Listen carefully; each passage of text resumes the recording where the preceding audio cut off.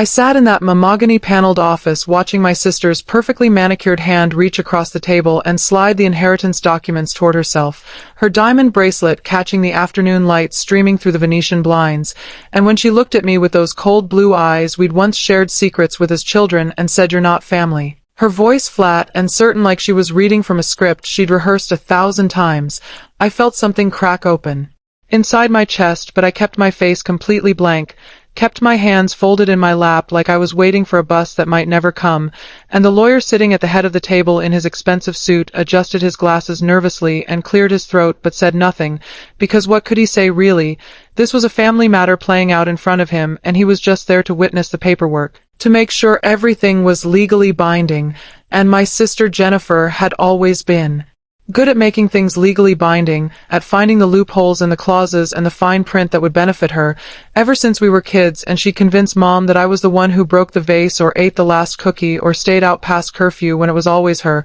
always Jennifer with her perfect smile and her perfect grades and her perfect ability to make our parents believe whatever story she spun. The thing is, I'd known this was coming for months, ever since Dad died last winter and Mom followed him 6 weeks later like she couldn't bear to be in this world without him, and in those final days when Mom was in the hospital with pneumonia turning into sepsis, Jennifer had been there every single day, bringing flowers and sitting by her bedside and whispering things I couldn't hear. And I'd tried to visit too, but Jennifer always seemed to be there first, always seemed to have just left or was about to arrive, our schedules mysteriously never quite aligning, and the one time I did make it into that sterile room with its beeping machines and antiseptic smell, Mom had looked at me with eyes that seemed both present and 1,000 miles away and said something about papers, about making sure everything was taken care of, but her words were slurred from the medication and I couldn't quite understand what she meant. And then Jennifer had arrived with her husband Brad and their two perfect children, 8-year-old Emma and 6-year-old Joshua,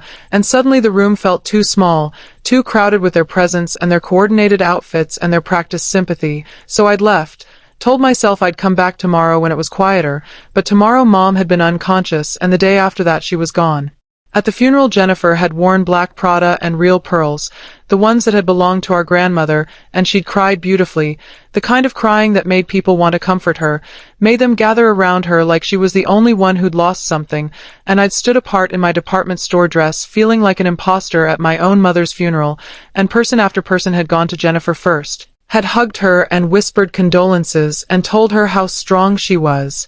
And I'd received a few awkward pats on the shoulder, a couple of distant cousins asking how I was holding up, but mostly I was invisible, a footnote in the story of our family's grief. And that should have been my first real warning that something had shifted, that the narrative had been rewritten and I was being edited out, but I was too numb with loss to see it clearly. Too caught up in memories of Mom teaching me to bake chocolate chip cookies in our old kitchen, of Dad showing me how to change a tire in the driveway, of Sunday mornings when we were all together and happy and whole. The lawyer was reading through the will now, his voice a monotonous drone of legal terminology, and I tried to focus on the words, but they kept sliding away from me like water, something about assets and estates and provisions, and then he got to the part about the house, the 4-bedroom colonial in the suburbs where we'd grown up, where Dad had built that tree house in the backyard that Jennifer and I had fought over constantly, where Mom had kept her garden full of roses and hydrangeas and tomato plants that never quite produced the way she hoped, and the lawyer said the property located at 2847 Maple Drive is bequeathed to Jennifer Marie Henderson, and I felt my stomach drop even though I'd expected it, even though Jennifer had been hinting at this for weeks with her comments about needing more space for her growing family and how it would be such a shame to sell the house to strangers. And when I glanced at her, she was nodding solemnly like this was a great burden she was willing to bear, this inheritance of our childhood home, and Brad put his hand on her shoulder in a gesture of support that made me want to scream. Then came the investments, the retirement accounts Dad had built up over 40 years of working as an engineer, the stock portfolio he'd managed so carefully, checking it every morning with his coffee and his reading glasses, and all of that went to Jennifer too, and the lawyer's voice never wavered, never suggested that there was anything unusual about one child receiving everything while the other child sat there with empty hands and a heart full of questions, and I wanted to interrupt. Wanted to ask if there had been some mistake, if maybe there was a second will or an amendment or something that explained why I was being erased from my parents' legacy, but Jennifer's earlier words kept echoing in my head, "You're not family," and I couldn't make sense of them because of course I was family. I was their daughter. I had their DNA and their eye color and Dad's stubborn chin and Mom's tendency to cry during commercial advertisements, but something in the way Jennifer had said it made me wonder if she knew something I didn't, if there was a secret that had been kept from me my whole life. I thought about the photo albums back at my apartment, the ones I'd taken from the house before Jennifer could claim them, and how in all those pictures I looked just like Mom, the same narrow nose and high cheekbones, the same way of tilting my head when I smiled, and Jennifer looked more like Dad's side of the family, all angles and sharp features. So how could she sit there and tell me I wasn't family when the evidence was literally written on my face? But then again, Jennifer had always been good at rewriting history, at making people believe her version of events, like the time in high school when she told everyone I'd stolen her boyfriend when really he'd asked me out first and I'd said no because he was her boyfriend, or the time she convinced our parents that I'd crashed her car when she was the one driving and I was just the passenger, and they'd grounded me for a month while she got off with a warning. The lawyer moved on to personal effects, Mom's jewelry and Dad's watch collection, and the antique furniture that had been in our family for generations, and surprise, surprise, all of it was going to Jennifer, itemized and cataloged and legally transferred to her name, and I sat there thinking about the sapphire ring Mom used to wear, the one she told me when I was 16 that she wanted me to have someday, that it would be mine when she was gone, and how she'd let me try it on, and it had fit perfectly on my right hand, and we'd laughed about how it was meant to be, but apparently that promise had been forgotten or overruled, or maybe it had never existed at all except in my hopeful memory, and I felt a tear slide down my cheek, but I wiped it away quickly before Jennifer could see and interpret it as weakness or manipulation or whatever spin she would put on my grief. Brad was checking his phone now, bored with the proceedings, and I remembered how at Christmas dinner 2 years ago he'd gotten drunk and told me that Jennifer ran their household like a military operation,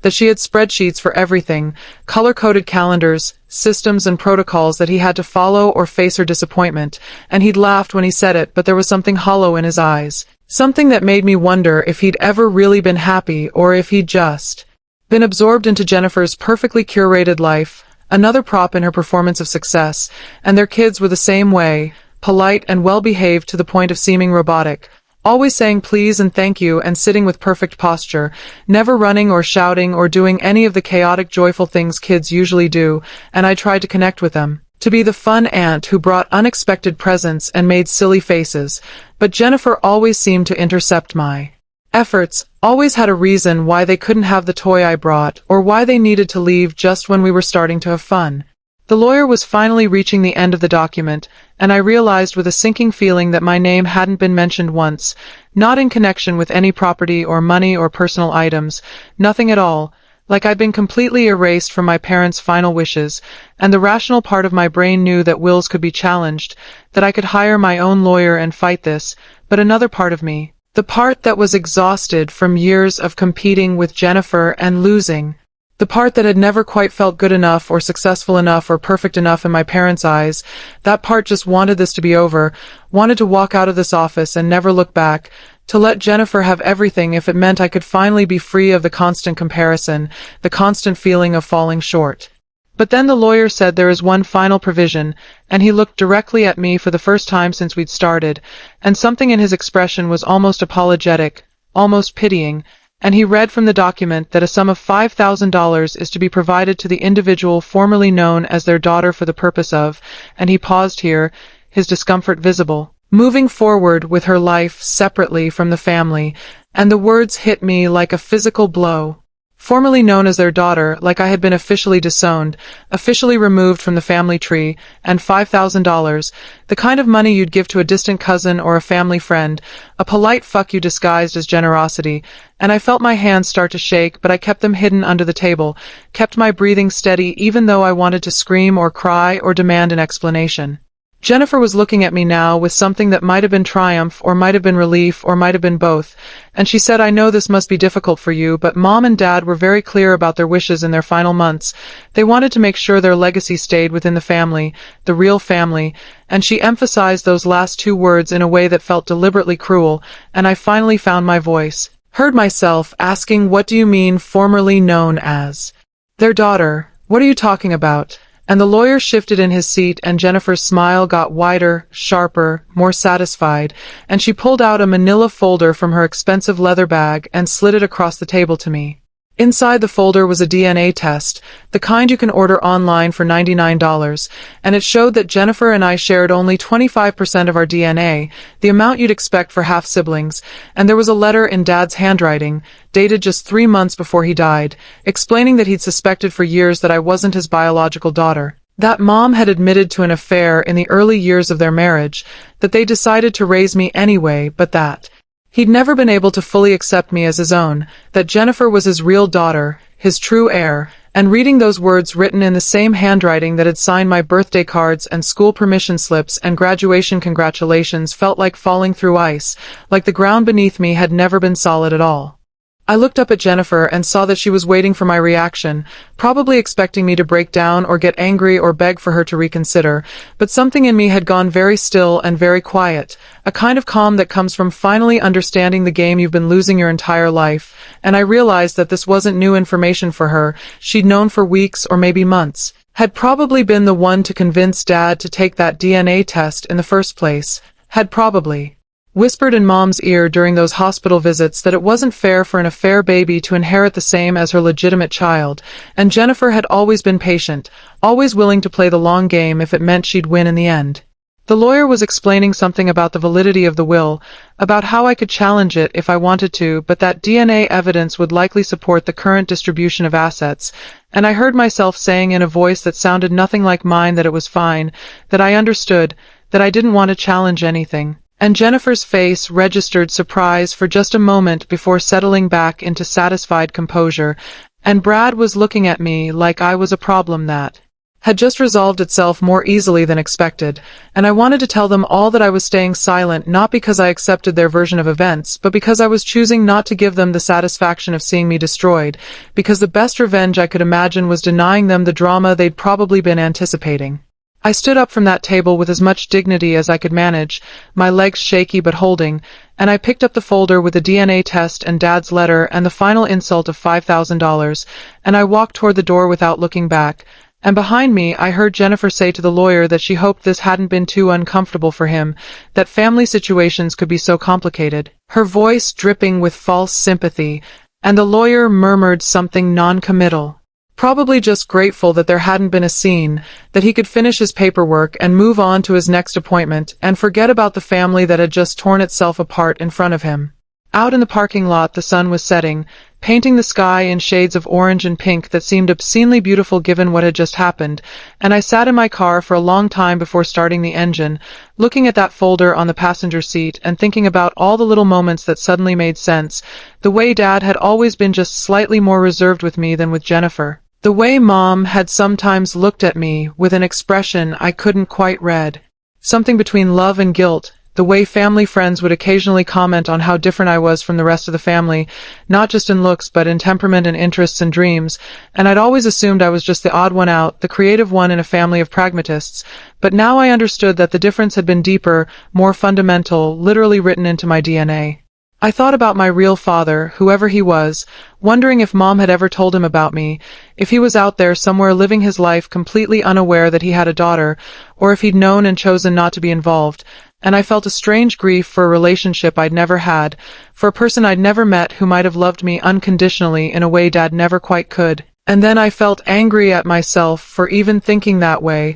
for imagining some fantasy father who would have been better, because maybe he would have been worse, maybe he would have been absent or abusive or completely indifferent, and at least Dad had stayed, had raised me, had given me a home, even if he could never give me his whole heart. I started the car and drove to the house where I'd grown up, let myself in with the key I still had, and walked through those familiar rooms one last time, running my hands over the kitchen counter where Mom had taught me to bake, standing in the living room where we'd opened Christmas presents, looking at the wall where our height marks were still visible in pencil, Jennifer always a few inches taller at every age, always ahead. And I went up to my old bedroom and found it already stripped of anything personal, already converted into what looked like a guest room, all traces of my childhood packed away or thrown out, and I realized Jennifer must have been coming here for weeks, erasing me gradually, preparing for this day when she could finally claim the whole house as exclusively hers.